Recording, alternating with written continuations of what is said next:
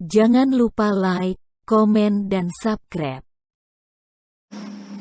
Bismillah, innalhamdulillah, wassalatu wassalamu ala rasulillah, amma ba'd. Baik, Nanda, kita lanjut materi tentang memahami posisi garis terhadap sumbu X dan sumbu Y.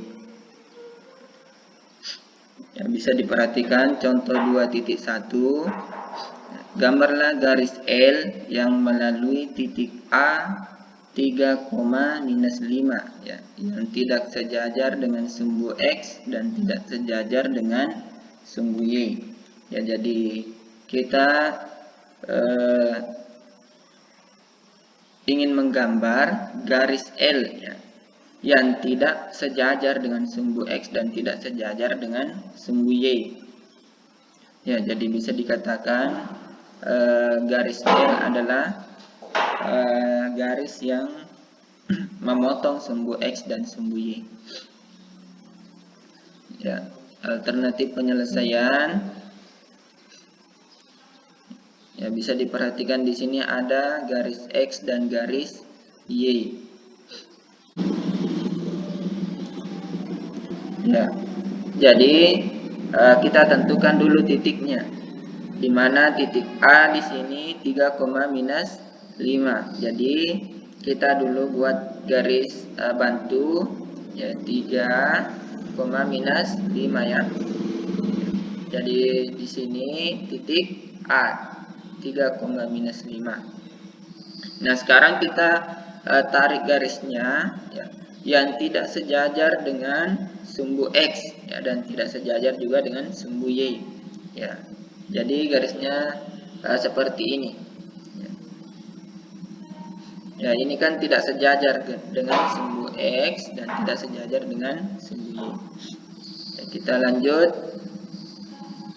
Nah, ya, ini tampilan yang di buku ya.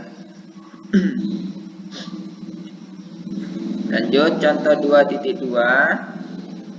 Gambarlah garis M dan N yang saling sejajar tapi tidak tegak lurus dengan sumbu X dan sumbu Y. Ya. Kita akan menggambar garis M dan N ya, yang saling sejajar. Garis M dan N-nya sejajar tapi tidak tegak lurus dengan sumbu X dan sumbu Y.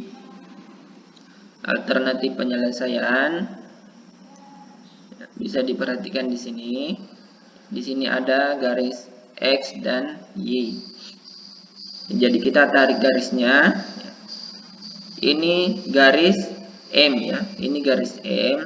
Ini tidak sejajar dengan X dan Y. Ya. Kita tarik lagi garis N. Di sini M dan N adalah saling sejajar, maksudnya ini garis M dan N ini sejajar ya. Tapi dia tidak tegak lurus dengan sumbu X dan sumbu Y. Ya, bisa diperhatikan gambarnya yang sama di buku. Kita lanjut. Contoh 2.3. Ya, diketahui titik A 3,2, B 3,-4, dan C -5,2. Ya. Soal bagian A, jika dibuat garis melalui titik A dan B, bagaimana kedudukan garis tersebut terhadap sumbu X dan sumbu Y? Bagian B, jika dibuat garis melalui titik A dan C, bagaimana kedudukan garis tersebut terhadap sumbu X dan sumbu Y? Ya, bagian C, jika dibuat garis melalui titik B dan C, bagaimana kedudukan garis tersebut terhadap sumbu X dan sumbu Y? Ya, jadi bisa diperhatikan di sini ya, alternatif penyelesaiannya. Ya, pertama-tama kita buat dulu ya, garis X dan Y ya. Harus memenuhi 4 kuadran ya, kuadran 1, 2, 3, dan 4. Ya, perhatikan titik A di sini 3,2. Jadi kita buat dulu garis bantunya. Nah, perhatikan di sini 3,2 otomatis X-nya 3, Y-nya 2. Jadi kita buat garis bantu 3,2. Ya, jadi di sini titik A. Ya, lanjut bagian B, titik B 3, minus 4. 3,-4 ya. Otomatis X-nya 3, Y-nya minus 4 ya. Jadi kita tarik garis dari 3 ya. X-nya 3, Y-nya minus 4. Ya, jadi di sini titik B 3,-4. Lanjut titik C minus 5,2 ya. Jadi X-nya lagi minus 5 ya. X-nya minus 5, Y-nya 2 ya. Ya, jadi X-nya di sini minus 5 dan Y-nya 2. Jadi kita tarik garis X dan Y. Jadi di sini titik C. Ya, sekarang kita buat garis melalui titik A dan B ya. Kita buat garis melalui titik A dan B. Ya, jadi garisnya seperti ini ya. Garis melalui titik A dan B. Sekarang bagian B kita buat garis melalui titik A dan C ya. Melalui titik A dan C ya. Ya, jadi di sini garisnya. Sekarang bagian C kita buat garis melalui titik B dan C. Ya, melalui titik B dan C. Ya.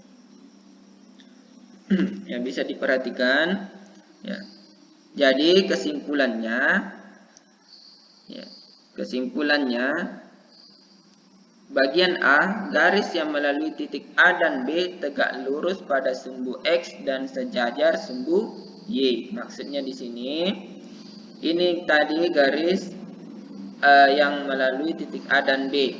Nah, di sini tegak lurus pada sumbu X dan sejajar dengan sumbu Y. Ini sumbu Y sejajar ya. Di sini ada X, dia tegak lurus ya. Bagian B, garis yang melalui titik A dan C sejajar sumbu X dan tegak lurus pada sumbu Y. Ini lagi ya. Ini sejajar sumbu X, ini garis X sejajar dan tegak lurus pada sumbu Y. Bagian C, garis yang melalui titik B dan C tidak sejajar dan tidak tegak lurus pada sumbu X dan sumbu Y.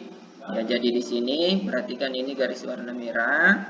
Ya, ini garis yang dibuat melalui titik B dan C. Ini tidak tegak lurus, tidak sejajar dengan X dan tidak tegak lurus dengan Y.